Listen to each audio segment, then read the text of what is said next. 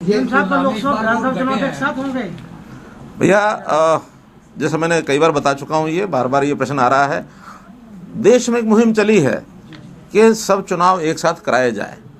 अब उसमें चूँकि संवैधानिक कुछ अमेंडमेंट की आवश्यकता है, सभी पार्टियां एक मत हो करके इसको जब तक लोकसभा पास नहीं करते तब तक ये संभव नहीं है। अब चूँकि 2019 तो 3 महीने बाकी हैं, इसलिए इस समय तो एक साथ होने का कोई कम से कम संवैधानिक व्यवस्था तो नहीं बन पाएगी। हो सकता है, हम अपेक्षा करते हैं 2024 तक ये संवैधानिक व्यवस्था बन जाए। भाजपा को देखिए, जीत कोई भी होती है, सबको अच्छी लगती है। अगर कोई जीत किस नजरिए से देखते हैं? मैं बताया, जीत सबको अच्छी लगती है, तो अच्छे देखने का नजरिया तो एक ही होता है, दो थोड़ी होते हैं। भैया जैसे मैंने कई बार बता चुका हूँ, ये बार बार ये प्रश्न आ रहा है। देश में एक मुहिम चली है कि सब चुनाव एक साथ कराए जाए। अब उसमें चूँकि संवैधानिक कुछ अमेंडमेंट की आवश्यकता है, सभी पार्टियां एक मत हो करके इसको जब तक लोकसभा पास नहीं करते तब तक ये संभव नहीं है। अब चूँकि 2019 तो 3 महीने बाकी हैं, इसलिए इस समय तो एक साथ होने का कोई कम से कम संवैधानिक व्यवस्था तो नहीं बन पाएगी। हो सकता है, हम अपेक्षा करते हैं 2024 तक ये संवैधानिक व्यवस्था बन जाए। ऐसा है ना, अभी सारे देश का एक साथ हो तो हम जाएंगे, अन्यथा अपने आप समय पर ही होंगे। हमको जल्दी कराने के लिए हम सिफारिश नहीं करेंगे। फिर भी अगर चुनाव आयोग की ओर से, केंद्र की ओर से कहीं से कोई विषय आता तो हम उसके लिए तैयार हैं। सुप्रीम कोर्ट ने इंडियन गवर्नमेंट से एक रिपोर्ट मांगी थी रोहिंग्या मुसलमानों को लेकर। क्या हरियाणा ने कोई ऐसी रिपोर्ट सबमिट की है? क्या स्टेटस है रोहिंग्या मुसलमानों का? तो सब हमारे होम डिपार्टमेंट को सारा पता है कि कितने रोहिंग्या मुसलमान हमारे पास यहाँ हैं, और उनकी सारी व्यवस्थाएं, टेम्परेरी व्यवस्थाएं जितनी उनको आवश्यक होती है उनकी सुविधाओं के लिए वो सब दे भी रहे हैं। बाकी इसका निर्णय तो केंद्र सरकार को करना है। मारुति को 4 विधायकों का मामला आ रहा है, कितनी सच्चाई उसमें देख रहे हैं कि जो नाराजगी दर्ज की जा रही है? नहीं, कोई खास बात नहीं है। सभी लोग मेरे कार्यक्रमों में साथ थे। अब वो कहीं एक आध घटना छोटी मोटी होती है, उसको इतना बड़ा विषय बनाने का कारण नहीं था। हरियाणा गवर्नमेंट ने मारुति को ऑफर की है 7 जगह मतलब प्लांट लगाने के लिए, तो क्या करनाल भी इसमें शामिल है? देखिए, हमने ऑफर किया है, लेकिन अब उनके ऊपर निर्भर करता है कि वो कहाँ लगाना चाहेंगे। आखिर जिस इंडस्ट्री जहाँ लगाना होता है उनकी अपनी सुविधाएं होती हैं। हमने उनको स्थान गुड़गांव के भी 2 बताए हैं, खरखोदा का भी बताया है, फरीदाबाद का भी बताया, यहाँ का भी बताया, लेकिन जहाँ हमारे पास जगह है वो हमने बताई है। उसमें से उनके ऊपर भी निर्भर करता है कि वो कहाँ। मैंने बता दिया ना कि हम अपनी ओर से कोई पहल नहीं करेंगे। सर, कुलदीप शर्मा ने 2 दिन पहले आरोप लगाया आप पे और माफी मांगने के लिए भी कहा है कि आपने पंजाबियत के नाम पे वोट मांगी है। विकास किया होता तो आप विकास के नाम पे वोट। देखिए, आप भी यही हैं, मैं भी यही हूँ। मैंने कभी भी इस नाते से कोई वोट नहीं मांगा है। मैंने एक ही बात कही थी, आज मैं उसको दोहरा देता हूँ कि कुछ लोग इस चुनाव में जाति बिरादरी की विषय को उठा रहे हैं। वो नहीं उठाना चाहिए, राजनीति में नहीं उठाना चाहिए, और उठाएंगे तो उसमें भी हम जीते हुए हैं। मैंने इतनी बात कही है।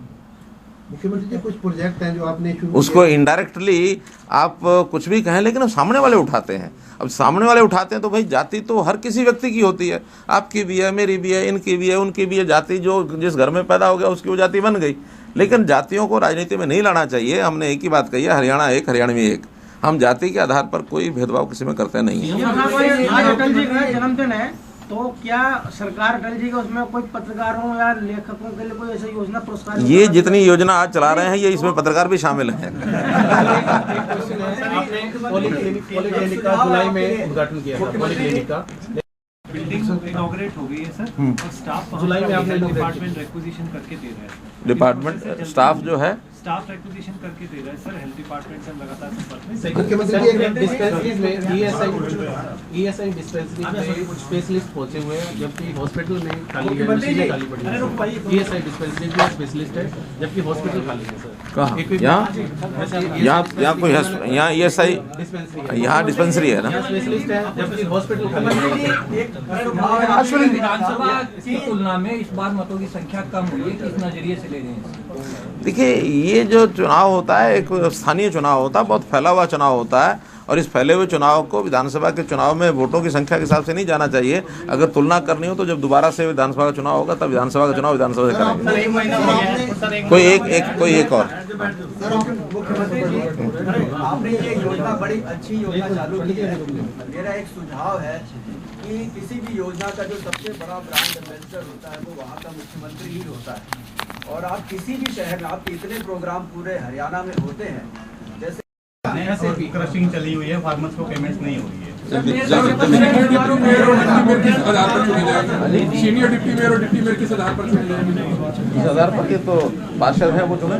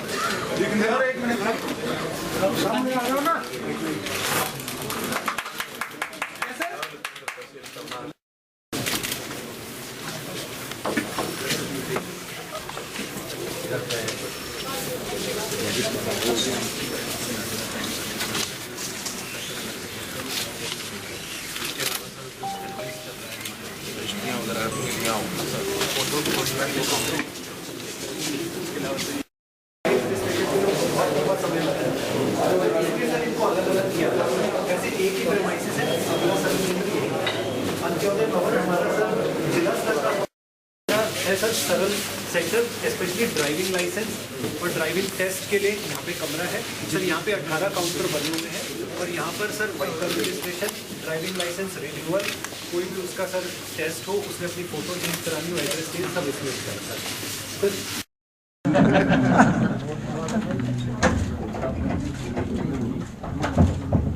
चलिए, आज 25 दिसंबर है और पूरे देश भर में 25 दिसंबर को हम लोग सुशासन दिवस इस रूप में मनाते हैं। और उसमें भी विशेष कारण ये है उसका कि आज दो महान विभूतियाँ पंडित मदन मोहन मालवीय जी और हमारे भूतपूर्व प्रधानमंत्री स्वर्गीय श्री अटल बिहारी वाजपेयी जी, उनका जन्म दिवस है। तो इस मौके पर हम जनता को किस प्रकार से शासन का लाभ अधिक से अधिक मिले और शासन की व्यवस्थाओं में भी गवर्नेंस को और मजबूत किया जाए। E governance is good governance, less government more governance, इस रास्ते पर चलने के लिए बहुत सी योजनाओं को हम शुरू करते हैं। जब पहली बार 2014 में सरकार में आने के बाद हमने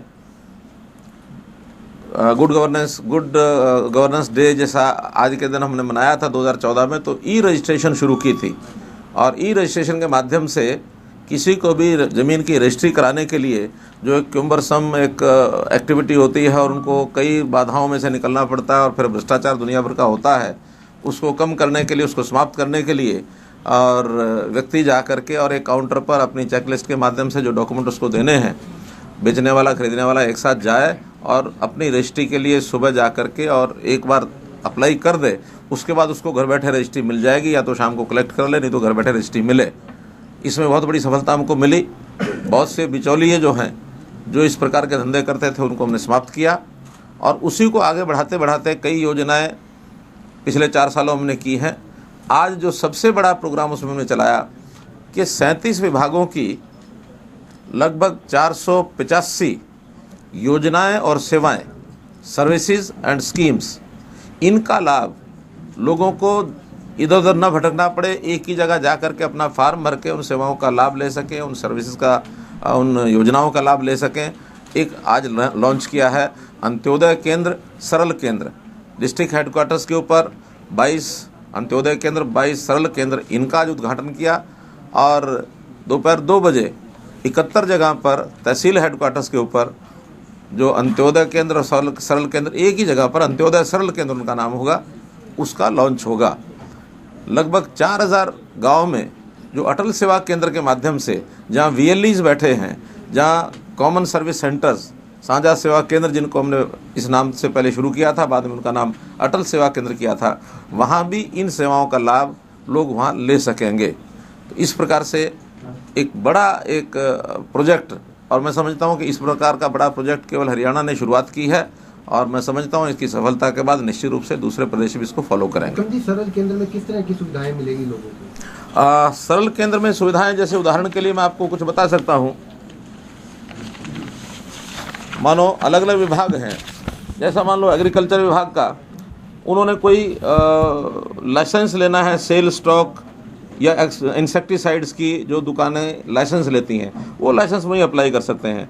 किसी ने सीड डीलरशिप के लाइसेंस का अपना चेंज कराना है, कोई रिन्यूअल कराना है, कोई मान लो फर्टिलाइज़र एक्नॉलेजमेंट की कोई उनको अपनी एडिशन करानी है किसी चीज़ के अंदर, गुड़ जैसे गुड़ का लाइसेंस लोग लेते हैं, खंडसारी का लाइसेंस लेते हैं, ऐसे दुकानदारों के लिए जो सेवाएं हैं ये फार्म भरने पड़ते हैं। बहुत प्रकार के फार्म होते हैं, वो एक ही काउंटर पर जा कर के अपनी सब सेवाएं ले सकते हैं।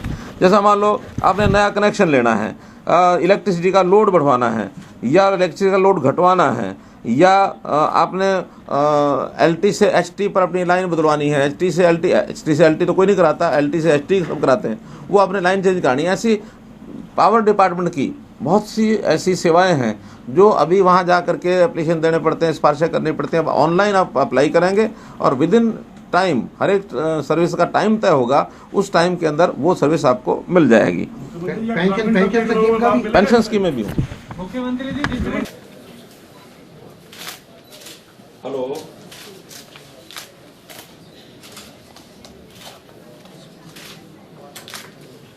देखिए मुझे अपना राशन कार्ड बनवाना है, तो मुझे कौन कौन से डॉक्यूमेंट लगाने पड़ेंगे यहाँ पर सरल केंद्र पर?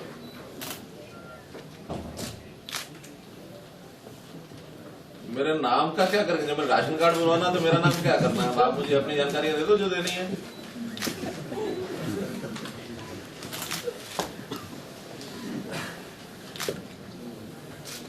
आधार कार्ड, रेजिडेंस प्रूफ, और क्या लगेगा? ग्रुप फैमिली फोटो, आधार कार्ड और रेजिडेंस का प्रूफ। 3 चीजें देने के बाद राशन कार्ड बन जाएगा ना?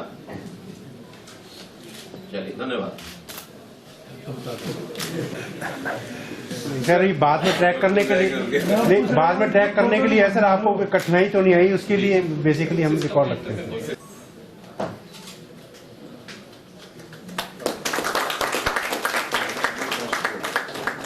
एप्लीकेशन रिसीव हो चुकी हैं पिछले साल से, जिसमें से हम 83 लाख ऑलरेडी प्रोसेस कर चुके हैं और 68 लाख के करीब, कुछ 68.5 लाख के करीब जो एप्लीकेशन है वो with in RTS limit. Leader board कि कौन सा डिपार्टमेंट कैसा परफॉर्म कर रहा है, उनके सर स्कोर हमारे को दिखेंगे सर, जैसे कि सरल स्कोर सर, जो अच्छा परफॉर्म कर रहे हैं वो ग्रीन में दिखेंगे सर, जैसे पब्लिक हेल्थ इस समय 9.1 पे है सर, सोशल जस्टिस न कर लो सर।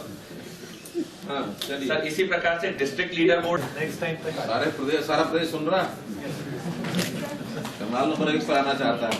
चलिए आगे चलिए। ये लेट डेमो है। 3 डिस्ट्रिक्ट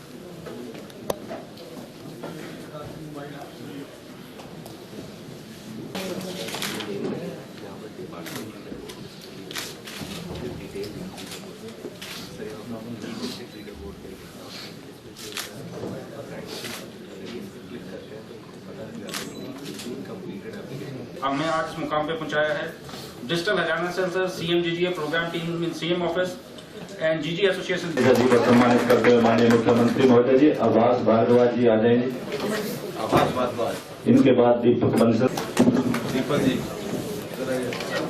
इनके बाद आलोक श्रीवास्तव जी, संदीप मोदगिर जी,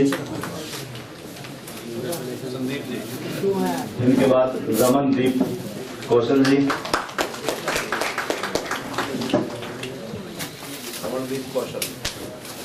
इनके बाद आशुतोष बिगड़ा जी,